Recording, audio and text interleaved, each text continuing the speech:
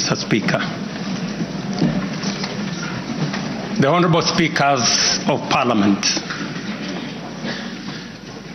the Honorable Members, distinguished ladies and gentlemen, I'm honored to address you today in the fulfillment of the mandate vested in me under Article 1321C of the Constitution to report to you and to the people of Kenya on the measures we have taken and the progress we have made in realizing our national values and principles of governance, and to submit to you, honorable members, the progress made in fulfilling our international obligations.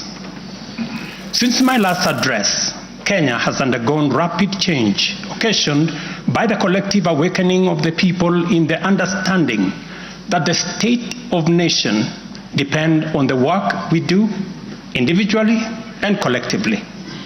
This realization extends not only to what we choose to undertake, but also to how we go about securing careers, livelihoods, and contributing to the grand enterprise of nation building. There has never been doubt, and now there is none whatsoever, that Kenya is a land of bold ambition, with our citizens always desiring and insisting on the best possible standards, not only for themselves, but also for their families and for our nation. Consequently, our democracy has empowered citizens to ask questions and demand changes in the way their affairs are managed, driving the wheels of our nation's social, political, and economic transformation faster in the direction of excellence and prosperity. Rare are the times when leadership is ahead of the people. We are always striving to steer the machinery of state and government to keep pace with the aspirations of our citizens. We have learned through the hard as well as the more customary ways that listening is a full-time occupation of leadership, and that all questions asked by the people must be answered thoroughly and in full. We have learned never to take anything for granted and make every effort to carry all our people along with us in the pursuit of our transformation. The context in which I make this national address is not only significantly different from previous occasions, but it is also a singular moment with unique historical implications for us all. It is an opportunity to affirm the principles and values of which our nation stands, review the steps we have taken, the path we have chosen in our journey of national development, and reinforce the commitments we have made to one another and to our beloved nation for the sake of the present and future generations. I do not take this for granted, and with utmost respect and humility before this august assembly of the people's elected representatives, I desire to respond to the most pressing concerns that have been raised by Kenyans of all walks of life in recent months. To my understanding, the concerns and issues voiced by millions of Kenyans about the state of our nation deserve meaningful engagement, thorough understanding, and thoughtful response. There are discussions about whether leaders understand the pain, hardship, and struggles endured by countless citizens every day as they strive to make ends meet, and whether the government is doing anything about it. Similarly, many struggling Kenyans impatiently wonder, when will real money get to their pockets, and when will the jobs promised, which they deserve, become a reality? Additionally, there has been conversations about our education system, particularly the transition to the competence-based curriculum, and whether policies in this sector are working for or against Kenyans. Important questions have also been raised concerning the direction of development in relation to democracy, human rights, and fundamental freedoms, as well as the rule of law, transparency, and accountability. Another more direct question that emerges every now and then is whether public policy in this administration is in furtherance of service delivery to citizens or just in aid of political strategy. It is undeniable that for many Kenyans, times are hard and the struggle to meet their daily basic needs remains daunting. It is also true that these conditions have persisted for a number of years now, leading to much frustration and anxiety. Although we have gone a long way to mitigate some of these difficulties, much remains to be done, though we have laid a firm foundation for decisive intervention. I believe that it is critical for us to bear in mind that this administration was inaugurated at an extremely difficult time, characterized by domestic challenges, compounded by regional and global security, geopolitical, financial, as well as climate dynamics. As a result, in 2022, the country's total debt burden was not only immense, but it was also stacked up in the most burdensome manner, leaving very little room for investments in public service or development of critical infrastructure. The prices of basic food commodities soared as a result of a combination of prolonged drought, declining local productivity due to inadequate support, and disruptions in the global supply chain caused by the war in Europe. Kenya faced a crossroads of extremely difficult choices, where defaulting on our obligations would have significantly worsened an already perilous situation, and more borrowing was not an option. It was therefore essential for us to drastically reduce expenditure, mobilize as much as possible resources domestically, and curtail waste. As I informed the nation then, matters were going to get more difficult before they could get better. And we all had to tighten our belts and work hard under very unforgiving conditions. We had staked the fate of our ambitious bottom-up economic transformation agenda on easing the stress that the economy was in and the strain citizens underwent, while creating room for the implementation of our transformative interventions. Members, I give this background to underscore two very important facts. First, we haven't been watching helplessly and doing nothing as adversity took a toll on the economy and undermined the livelihoods and well-being of the people. On the contrary, we have been working tirelessly to steer the country away from the brink of unprecedented economic collapse and onto a more promising trajectory. The second point is that while we may not be where we would like to be, we are certainly not where we were 2.25 years ago.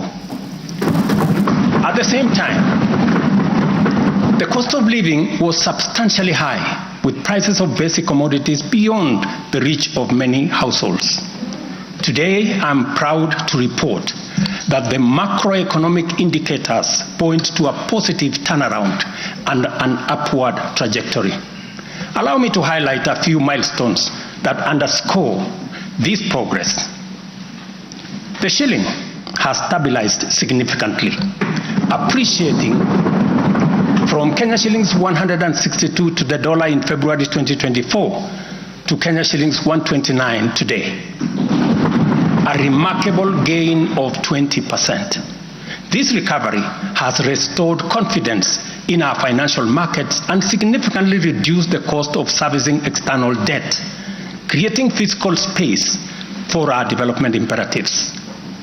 Inflation has declined dramatically from 9.6% in September 2022 to 2.7% in October this year, the lowest rate in 17 years. This achievement has been the consequence of favorable weather and our deliberate efforts to support farmers with affordable inputs, including subsidized fertilizer, leading not only to increased production but also productivity and lowering the prices of many cereals, including maize, pulses such as beans and peas. Our foreign exchange reserves have surged by US dollars 2.4 billion to hit a new record of US dollars 9.5 billion, providing a 4.8-month of import cover, the highest in 10 years. This resilience yields us or shields us from external shocks in the global economy and restores investor confidence. Ladies and gentlemen, interest rates are also trending downwards, reducing borrowing costs and freeing up fiscal space for growth-enhancing initiatives by business. Tax revenues have grown by 11.5% in the year to June 2024, reflecting the success of our tax-based expansion measures. The economy continues to grow steadily, recording a 5.6% growth rate in 2023, among the highest globally. We project 5% growth this year and 5.6% growth next year. Honorable members, our efforts to secure food security and stability are already bearing fruit. Since February, we have distributed subsidized fertilizer to 6.45 million registered farmers in 45 counties, enabling them to increase their yields. And this year, we have procured and through e-vouchers distributed 7 million bags of both planting and top dressing fertilizer to boost food production across the country.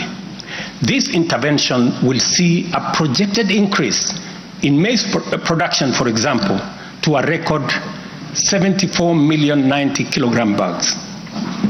We have also concluded long-term agreements with 11 suppliers of assorted fertilizers so as to make this commodity available all year round. Fertilizer for the long rains season will be stocked in outlets nationwide, ensuring our farmers are ready to plant, grow, and produce. This forward momentum will not only increase our agricultural output, but also reduce our reliance on costly food imports, securing a more self-reliant and a more prosperous Kenya. This approach, rooted in my administration's policy to support production rather than subsidize consumption, has already made food more accessible, more affordable to many households. Today, Kenya boasts substantial national stocks. 47 million bags of 90 kilogram bags of maize are in our stores. 8.8 million bags of beans, 10.4 million bags of wheat, and 2.1 million bags of rice. Slowly but surely, we are building a food-secure Kenya, where families need not to worry or worry less about their next meal. In the sugar sector, we have achieved a historic milestone. All 17 sugar factories across Kenya are now operational, producing at impressive levels, while 4 new sugar factories are under construction. In July alone, domestic sugar production reached 84,000 metric tons, surpassing the national monthly consumption average of 40,000 metric tons. For the first time in recent history, Kenya is producing enough sugar to meet our local demand.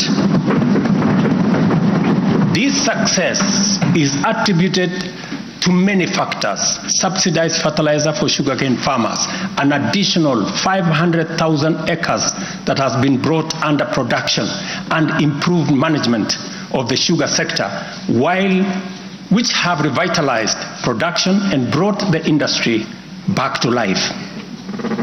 I just signed, as you know, the new sugar laws to provide further policy guidance as we seek to be a sugar exporting country shortly. In the coffee sector, we are on track to increase exports from 51,000 metric tons this year to 150,000 metric tons by 2027. The government has also raised disbursements from the Cherry Advance Fund from 2.7 billion to 6 billion Kenya shillings, complemented by an additional disbursement of 1.5 billion by the Commodities Fund.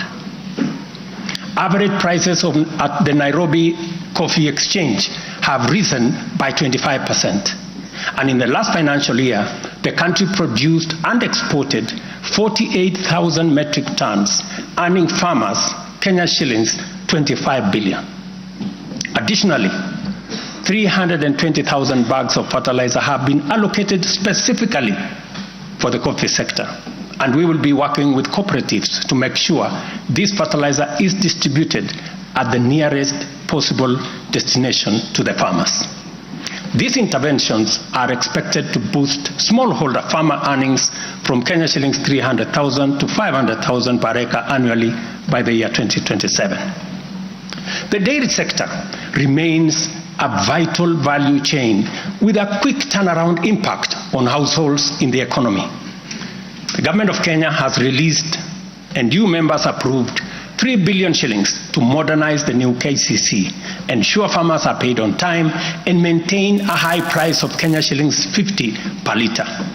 As a result, intake to KCC has increased from 100,000 litres a day to 220,000 litres a day by last month. Other strategic interventions include the extension of duty-free imports for feed manufacturing raw materials, subsidized artificial insemination services, and the reduction of sexed semen costs from 7,000 to 2,900 through the Kenya Animal Genetic Resource Center. These measures have led to a 14% increase in milk production from 4.6 billion litres in 2022 to 5.2 billion litres in 2023, with projections exceeding 6 billion litres this year. The value of exported dairy products has nearly doubled, rising from Kenya shillings 4.8 billion in 2022 to Kenya shillings 7.2 billion in 2023. These gains demonstrate how targeted policies can deliver tangible benefits to dairy farmers and drive growth in our economy. Honorable members, by 2022, the education sector was in a crisis with a lack of clarity in transition to the competence-based curriculum, a shortage of 110,000 teachers, and 23 out of 40 public universities were technically bankrupt and at risk of closure. Among those facing severe challenges were huge institutions such as my own alma mater, University of Nairobi, Kenyatta University, Moi University, Egerton University, Maseno University, Masinde Muliro University. To address this issue in our education sector, we have already hired, as you know, members, 56,000 teachers and are in the process of recruiting another 20,000 by January next year. We have also ensured the seamless transition of learners from primary to junior secondary and domiciled grade 7, 8, and 9 in primary school, optimizing the use of existing infrastructure, ensuring the safety of young learners, and protecting parents from the high costs associated with boarding schools far away. Recognizing the financial challenges faced by our universities and TVETs, we introduced a new student-centered higher education funding model. This model gives priority to the most vulnerable students, offering them up to 95% government support, while also pulling our universities back from the brink of collapse. The remaining challenges for a few universities, like Moi University, are related to internal administrative and governance issues, which I have given firm instructions that they should be addressed. To further enhance access to higher education, we launched the Open University of Kenya, and this House approved that exercise, paving the way for more students to achieve their academic goals. The institution's first cohort of students is scheduled to graduate next week on the 29th of November 2024. Honorable members, universal health coverage is a cornerstone of our transformation agenda and a matter that touches every Kenyan family. Despite health being a devolved function, we acknowledge the immense financial burden that comes with health. Counties have struggled with shortages of medicine, equipment, sometimes staff, hindering service delivery and leaving countless Kenyans with suboptimal access to health care. It would have been easy for me to step back and leave this responsibility to counties alone. But that would have been a disservice to Kenyans and a betrayal to our Constitution. Instead of engaging in debates about healthcare being devolved, I have chosen the hardest but necessary path of addressing this challenge head on. Health delivery is not just about fulfilling a constitutional mandate by whatever level of government. It is about ensuring that healthcare is not a privilege for the few who can afford and a pipe dream for the many who cannot. For years, NHIF was saddled with debts and inefficiencies, and healthcare was being severely and negatively impacted. For far too long, too many households have lived on the edge, just one illness away from financial catastrophe. Our healthcare system has historically neglected the poor and vulnerable, leaving them without any option, while private sector medical covers remained out of reach for the majority. This is precisely what we will correct through the provision of universal health coverage. This agenda is not just about a promise.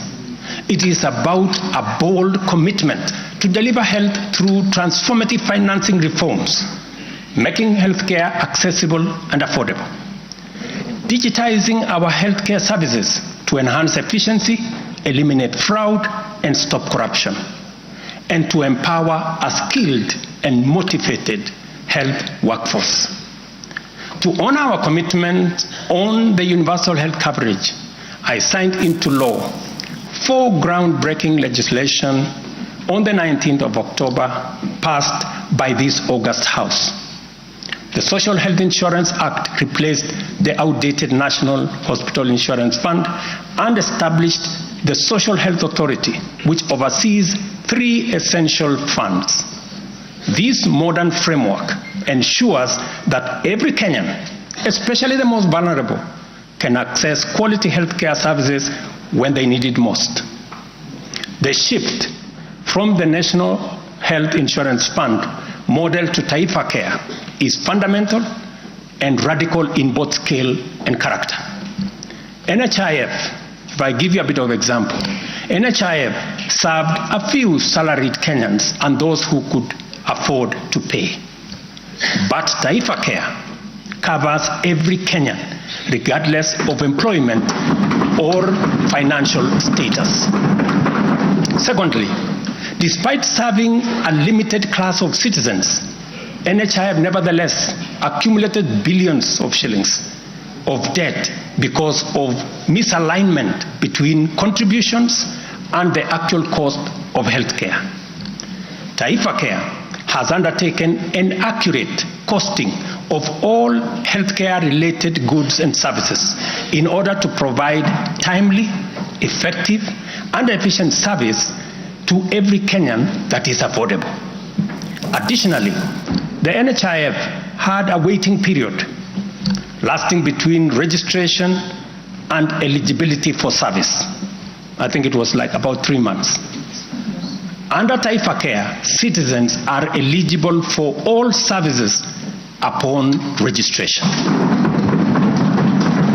I therefore urge every Kenyan to take the most important step in securing dependable health care for themselves and their families. Register. Register now or at the earliest possible opportunity. Honorable members, for the first time in our nation's history, free primary health care is increasingly becoming available at dispensaries, health centers, and hospitals. Ambulance and emergency services are also slowly but surely being made available at no fee. Under Taifa Care, we have introduced a comprehensive benefits package that brings specialized care, such as cardiothoracic surgery, within reach for many Kenyans without the burden of financial strain. Through the Digital Health Act, we are revolutionizing healthcare delivery. Every step of the process, from registration, eligibility checks, to claims, is now digitized. By eliminating unnecessary human interaction, we are tackling corruption, reducing inefficiencies, and ensuring that resources are used where they are needed most. As a result, the good news, SHA will pay all October claims in full by next week. And it will continue like that going into the future. To date, over 15 million Kenyans have enrolled in Taifa Care, and more than 60% of employers have successfully transitioned into its framework. The newly established Social Health Insurance Fund empowers citizens to contribute towards accessing a broad range of healthcare benefits. This represents a seismic change from the old reactive healthcare model to a forward-looking system that prioritizes prevention and preparedness. Once the transition from NHIF is complete and SHIP becomes fully operational, Kenya will have a healthcare system that guarantees dignity, peace of mind, and equitable access for every citizen for the first time in our 60 years of independence. Honorable members, we have launched an ambitious healthcare program, one that Kenya has always needed and deserved. Like any major transition, there are challenges, but I promise you, we are fully committed to making the system work. As we roll out this program, we are listening to citizen voices and collaborating with counties to deliver better healthcare services. Through the Facility Improvement Fund, which you in this House passed, we will ensure that hospitals are equipped with the tools they need, medicine, equipment, and other resources necessary to provide quality care, while involving citizens in decision-making at every facility. We are now doing the heavy lifting, clearing decade-old debts, ensuring access to medicine and equipment, and stabilizing a system that had failed too many for too long. We are building a healthcare system that serves every citizen with equity and dignity. Over the past month, we have disbursed Kenya shillings 5 billion to settle historical debts owed to the public, private, and faith-based medical facilities, some of which have been pending for over a decade. Another 3.7 billion will be disbursed tomorrow. This underscores our commitment to ensuring uninterrupted delivery of healthcare services, and we will continue to clear the remaining balances in a phased-out approach over the coming months. This sustained effort aims to restore confidence in the healthcare system and ensure seamless access of quality services. Honorable members, there is a compelling body of data projecting that not only is the future of humanity urban, but also that Africa has the fastest rate of urbanization. Kenya is no exception, and in fact, many of our counties are urbanizing rapidly. Dear Kenyans, we have a date with an urban future, and the only choice we have is what this urban future will look like. Will it be characterized by decent, dignified, safe, and livable neighborhoods and communities? Or will it be haphazard, unsanitary, unsafe slum dwellings? This is the fundamental question that our affordable housing plan seeks to answer. Kenya has a serious housing deficit, and the cost of housing is beyond the reach of the majority. While the social and economic efforts of this shortage are far-reaching, rent as a component of the cost of living is unsustainable. People are forced to choose between enduring long, punishing commutes to faraway homes or taking up less desirable spaces within reach. Supplying the number of units required to fill the affordable housing gap requires us to undertake construction throughout the country at the rate of 200,000 new housing units every year for 10 years. Many people have asked why they should be interested in affordable housing projects in rural areas. If you look around, you will witness the signs of our urban future.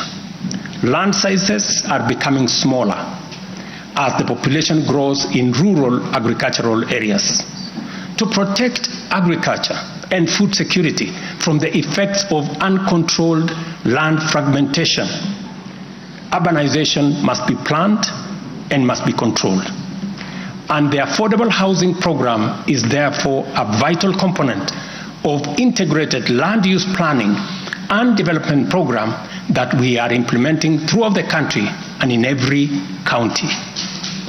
Each unit of housing drives demand for different types of labor, professional services, and materials, bringing laborers, masons, bricklayers, artisans, electricians, and carpenters, as well as architects, engineers, and quantity surveyors, lawyers, real estate economists into the equation.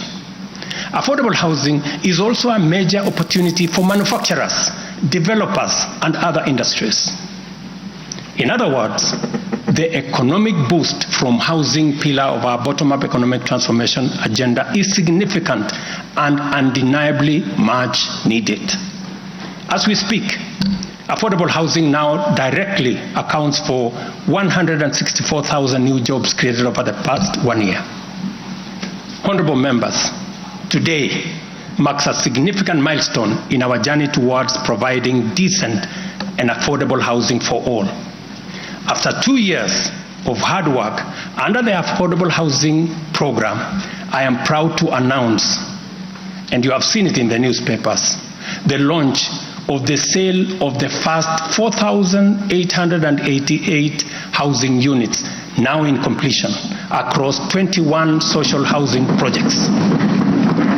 These units, comprising studios, 1-bedroom, 2-bedroom, and 3-bedroom homes, are tailored to meet the needs of our people, offering 1,041 social housing units, 2,133 affordable housing units, and 1,714 affordable middle-class housing units in 24 counties. I invite every Kenyan above the age of 18 to join this historic journey towards home ownership. Guided by our principle of fairness, one ID, one house, every eligible Kenyan is encouraged to express interest, visit these developments, view the show houses, and engage with on-site staff who are already too willing to assist.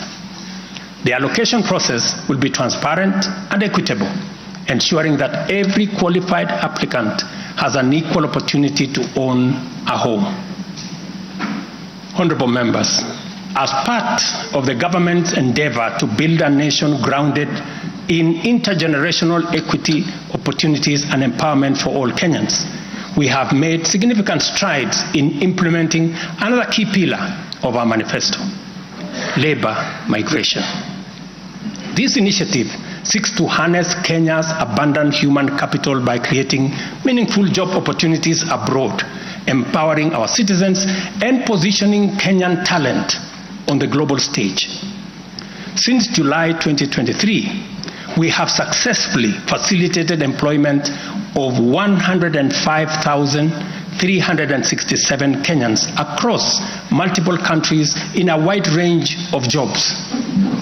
These opportunities span professional, semi-skilled, skilled, and unskilled sectors, including positions for nurses, teachers, and chefs.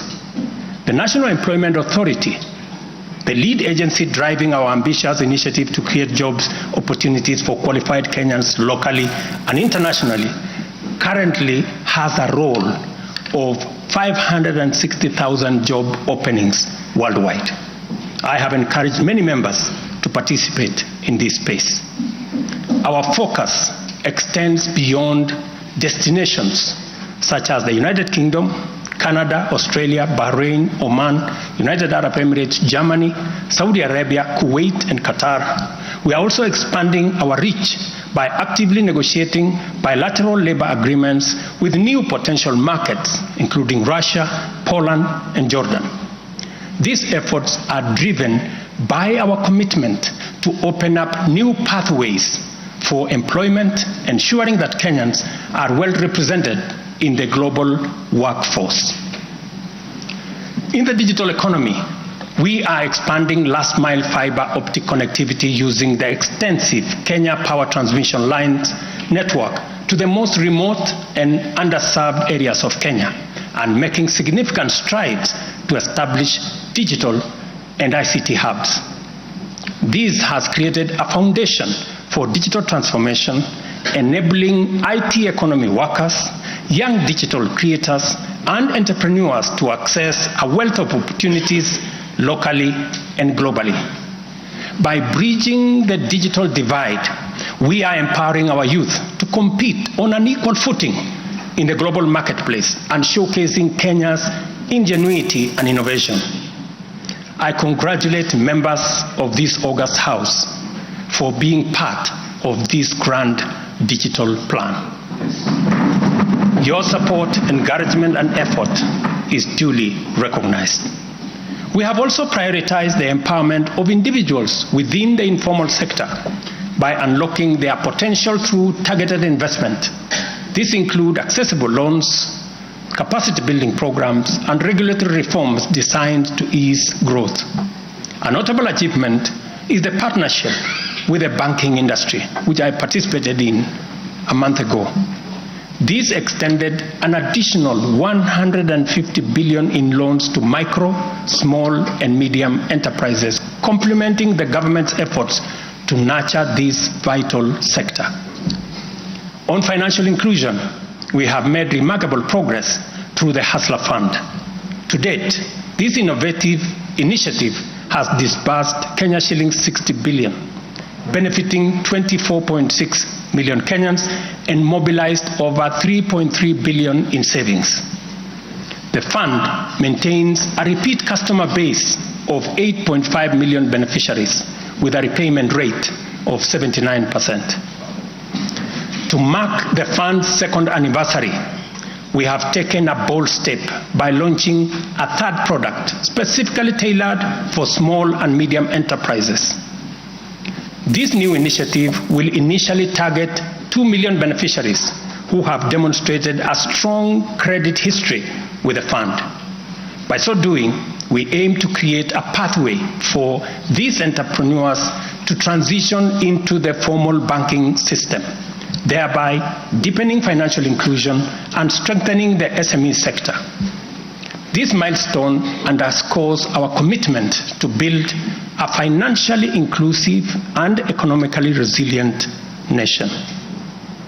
The progress we have made has been possible only because The people of Kenya have been courageous, strong, determined, and patriotic. It has also been enabled by a number of early interventions under our bottom-up economic transformation agenda, and at the same time, created space for us to implement the agenda in full. As we proceed with implementation, we expect to quickly capitalize on the gains we have secured and invest resources in the economy with the emphasis on strategic pillars of our plan. As more projects get off the ground, more people get hired, liquidity levels improve, more money ends up in people's pockets. Honorable members, you know we are a democracy. Democracy is a founding principle and defining value of our nation. Democracy is hard-won, non-negotiable right and guarantees freedom that we are proud of and must always defend. Our national democratic culture expresses itself energetically through robust discourse, boldly speaking truth to power and holding leadership to account. It is a tradition of fearless expression and vigorous public participation. This is who we are, and there is nothing anyone can do about it. We understand, therefore, that protests are always legitimate and permitted by the Constitution. Protests are conducted by citizens who are peaceful and unarmed.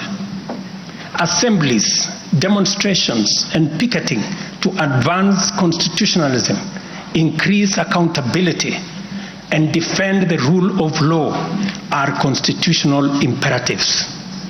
Conversely, mobilization in pursuit of criminal agenda, chaos and anarchy are explicitly forbidden because we all have a duty to defend our republic, our constitution, and the rights of all people.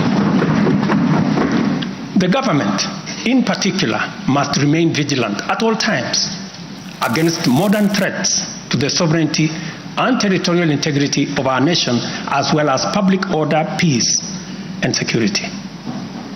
In this digital era, characterized by transformative innovations, including artificial intelligence, it has never been easier to inform, educate, and entertain the people. At the same time, it has never been easier to misinform, mislead, disinform, incite, and alarm the public.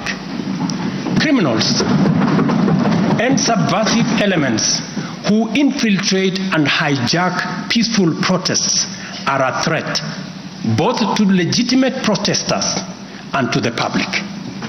Incidences of violent criminality in the name of protests threaten the safety of innocent people, public assets, private property, and the social order. The tension here is stark. We have a democracy which we are proud of, must defend, and should deepen by all means. And at the same time, we have citizens whose lives, rights we must protect, and a nation whose security, stability, and prosperity we must safeguard. The task at hand is complicated if citizens and state agencies dilute the distinction between the lawful and the criminal, the just and the unjust, thereby making it difficult to tell protesters and security officers from bandits, gangsters, and criminals. It is only by following the law that we are able to achieve our aims and apportion accountability properly. It should not be possible for robbers and looters to escape accountability by claiming that they were taking part in a protest. Likewise, it should not be possible for security officers to wound, maim, or even kill citizens and claim that they were engaging violent criminals. We all have a duty to make the necessary distinction and to do so clearly to protect democratic expression and guarantee public safety and security. I must now confront an issue of widespread concern regarding the relationship between citizens and the security services in the context of immense threat and intense political dynamism. Numerous allegations have been made concerning disappearance of people during protests. A number of these cases have been resolved, while others have been uncovered as fake news, undermining efforts to find genuine cases of missing persons. A good number of alleged disappearances have also turned out to be arrests made by police officers.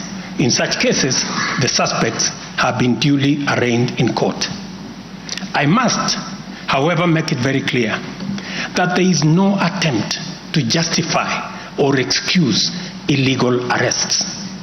Such would be a serious threat to the life and liberty of citizens. I condemn any excessive or extrajudicial action which puts the life and liberty of any person at risk, including disappearances and threats to life. I urge all Kenyans with information about such cases to forward the information to the Directorate of Criminal Investigation and to IPOA, where they suspect members of the police service to be implicated.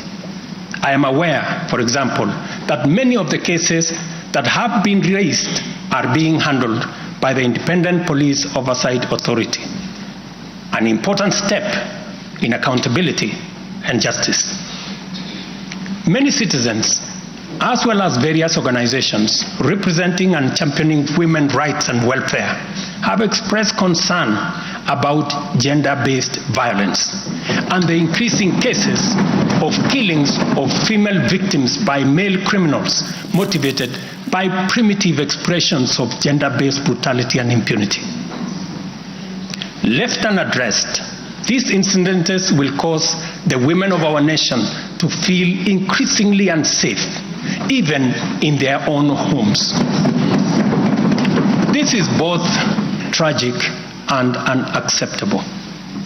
It also complicates, in disturbing ways, the struggle by Kenyan women for inclusion, for equality, for dignity, social justice, their rights, their protection, a section of our society that has been marginalized for a long time. I am aware that most of these cases of murder of women by men have been investigated and prosecuted. It is my hope that in due course, those found culpable will face the full force of the law.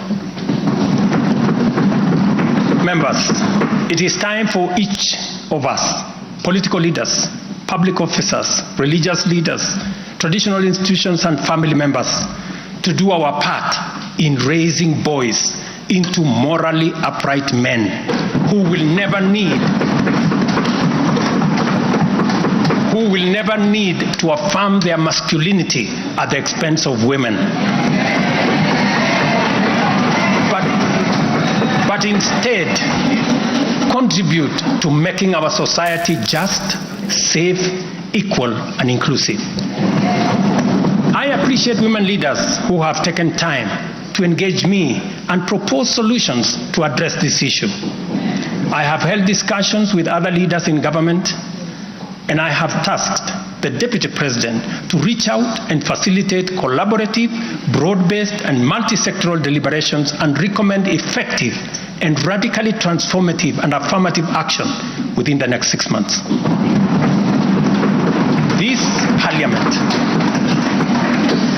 This Parliament will recall that early in my tenure, I engaged the leadership of both houses with recommendations on a working formula to actualize meaningful inclusion of women in national leadership.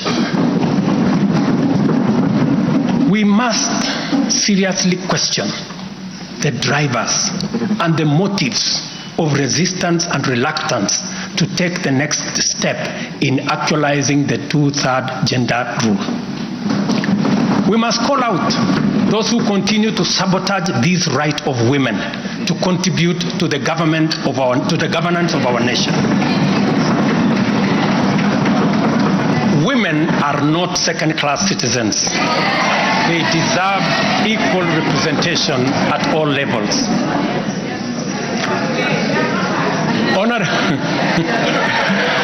Honorable members,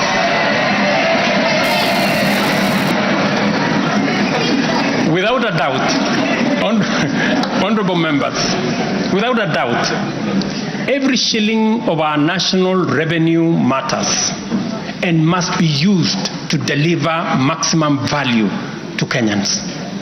Wastage, corruption, and the abuse of office are grave risks to national transformation and a direct threat to the well-being of the people.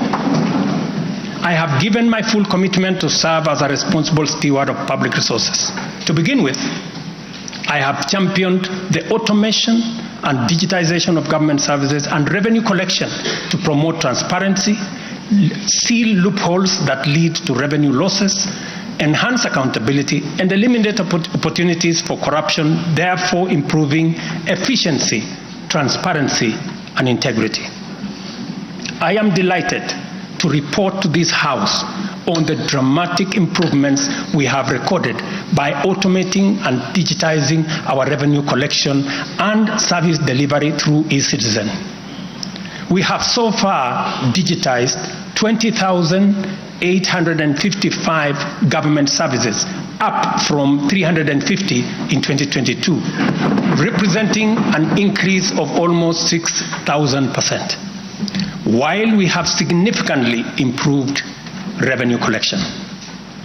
Take the case of Kenya Wildlife Service, whose total revenue for the year ending June 30th, 2023 was 5.3 billion. But after implementing a digital revenue collection system, the revenue grew to 7.6 billion in the year ending June 30th this year, representing a 43% increase. This initiative alone has firmly put KWS on the path to self-sufficiency, freeing the corporation from reliance on exchequer support. I commend the teams at KWS, as well as all other government institutions that have leveraged technology and the digitization process to improve revenue collection.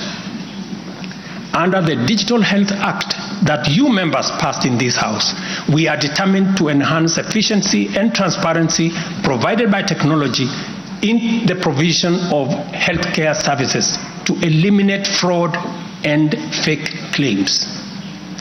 Tax revenue mobilization by the Kenya Revenue Authority, starting with its customs revenue system, is equally being worked on to ensure that revenue leaks are eliminated. Because corruption is a serious risk to social justice, sustainable development, and national security, and the bottom-up economic transformation agenda, I am harnessing our working relationship with other arms of government to encourage the judiciary and parliament to enhance integrity and efficiency by adopting digitization and automation.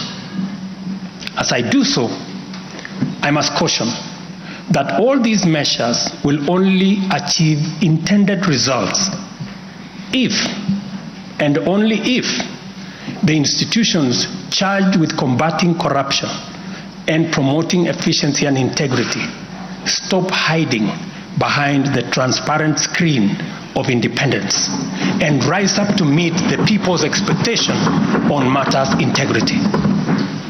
Let me say this.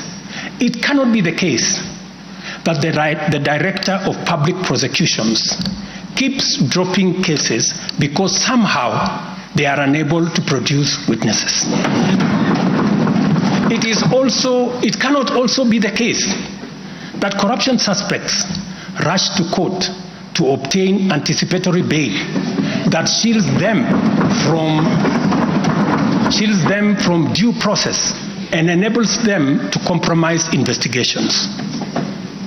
There is also no reason for corruption cases to drag in our courts for years, when the same courts are able to determine election petitions and related disputes within 6 months.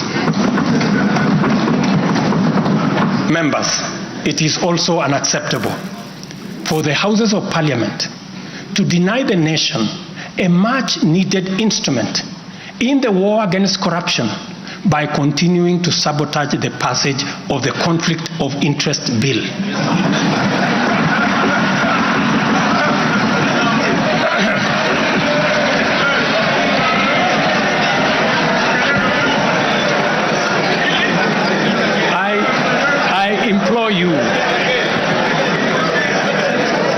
I implore you, honorable members, to stop dragging your feet on this bill, unless, my friends, there is a conflict of interest in the passing of the conflict of interest legislation.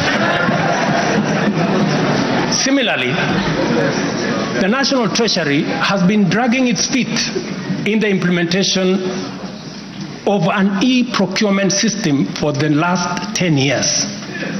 Today, I have directed the National Treasury to roll out the e-procurement system by the end of the first quarter of 2025 and ensure that going forward, only procurement undertaken through this system is sanctioned and paid for. Of the many difficult assignments I have undertaken, this fight against corruption is one I now take on with resolve going forward. Let this serve as notice to all. Independent institutions charged with this responsibility must up their game, pull up their socks, and match up to the expectations of the people of Kenya. Honorable members, I have stated in the past and now reiterate today that in the face of undisputed evidence or credible information on corruption, I will not hesitate to take decisive action. Accordingly, I now direct, in furtherance of the principles enshrined in Article 10 of the Constitution on transparency and accountability, and based on new information provided by investigative agencies and partner nations, that the procuring agencies within the Ministry of Transport and the Ministry of Energy and Petroleum immediately cancel the ongoing procurement process for the JKIA expansion public-private partnership transaction.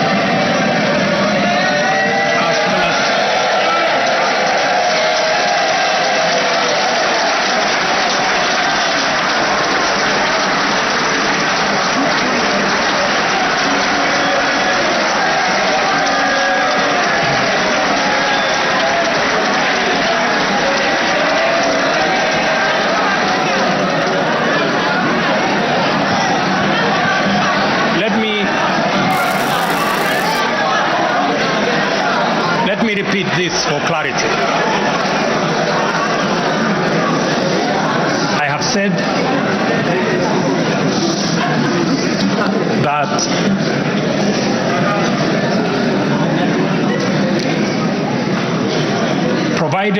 because of the information that has been provided to us by partner nations, I have directed agencies within the Ministry of Transport and the Ministry of Energy and Petroleum to immediately cancel the ongoing procurement process for JKI expansion public-private partnership transaction, as well as the recently concluded Ketrago transmission in public partnership.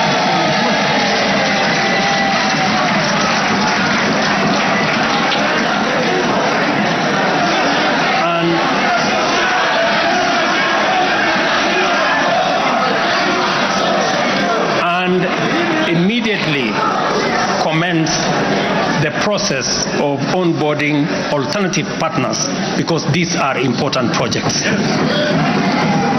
Honorable members, the work of taking our nation forward is our collective responsibility as citizens. For this reason, we value the contribution of all, whether they come in the form of support or encouragement, suggestion or proposal, criticism or protest. I believe that the most powerful component of leadership is listening and learning. Therefore, I engage with you and listen to all citizens, their elected leaders, public officers, administrators, teachers, and other professionals, learners and the youth, farmers, fisherfolk, pastoralists, traders, craftsmen, artisans, nurses, doctors, community health promoters, and workers across all types of sectors in every sector. I listen too to religious leaders, the civil society, industrialists, entrepreneurs, and professionals. Their contributions and everyone else's have my full attention and commitment to respond through positive, affirmative action that takes the national transformation endeavor forward. I commit to continue listening and acting, to engage, debate, deliberate with you, and to take your input into consideration in serving our nation. By design, the bottom-up economic transformation agenda is defined by its capacity to elicit feedback in the course of implementation and incorporate the same in making improvements and further progress. With every input from stakeholders, our ability to drive progress increases. By listening to you and to every Kenyan, I am able to serve this nation better. As we take part in this necessary discourse, I want to make one thing very clear. I am fully invested in the success of the strategies, policies, programs, and projects under our plan.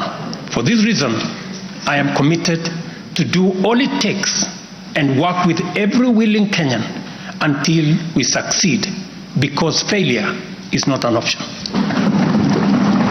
Given the challenges our nation has faced, it has become clear, honorable members, that overcoming these obstacles requires the collective energy, the collective wisdom, ideas, and goodwill of Kenyans of all political, cultural persuasions, religious beliefs, and walks of life.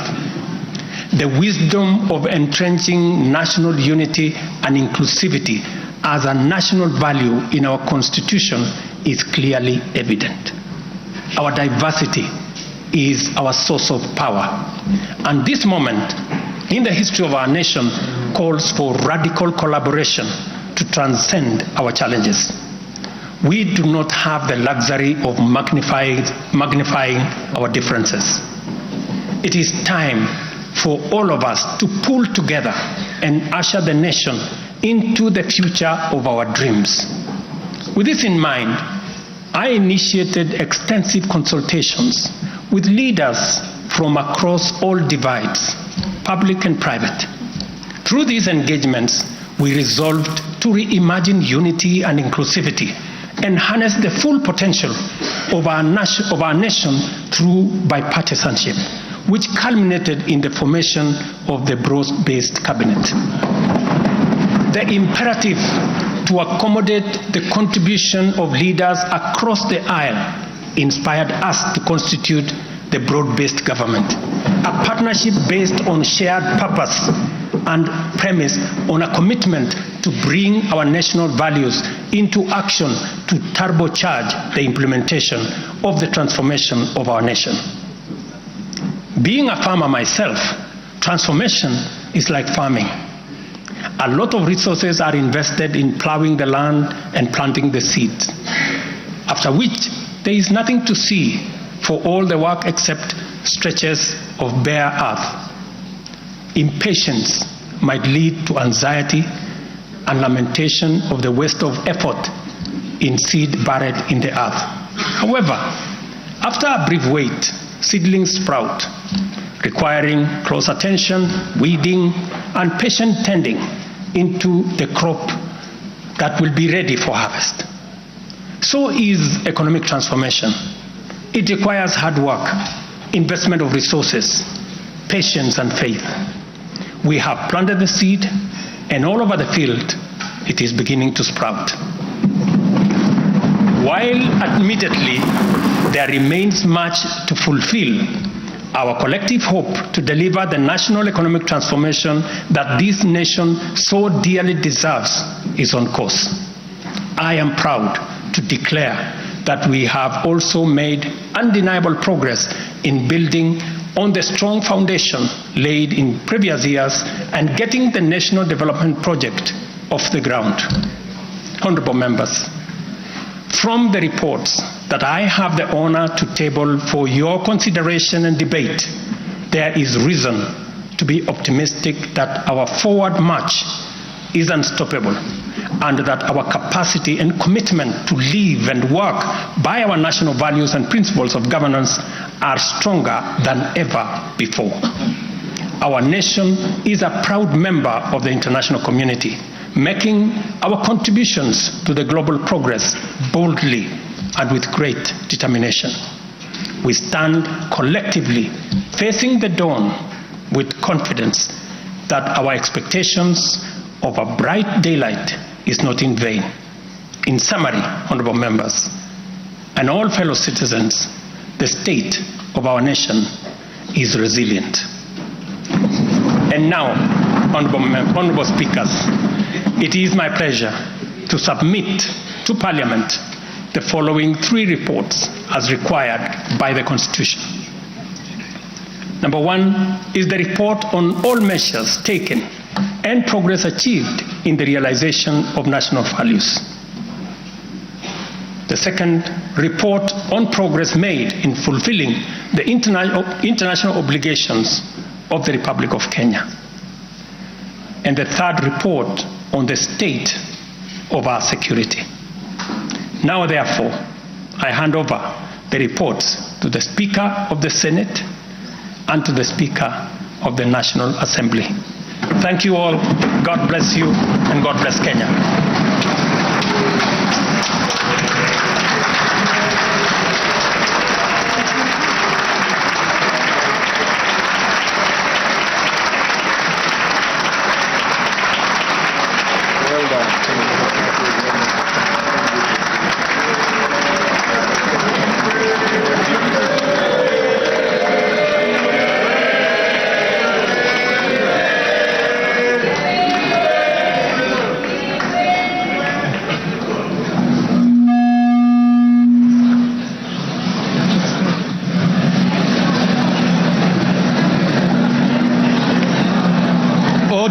Honorable members, Your Excellency the President, the Right Honorable Speaker of the National Assembly, honorable members, distinguished guests, please be upstanding.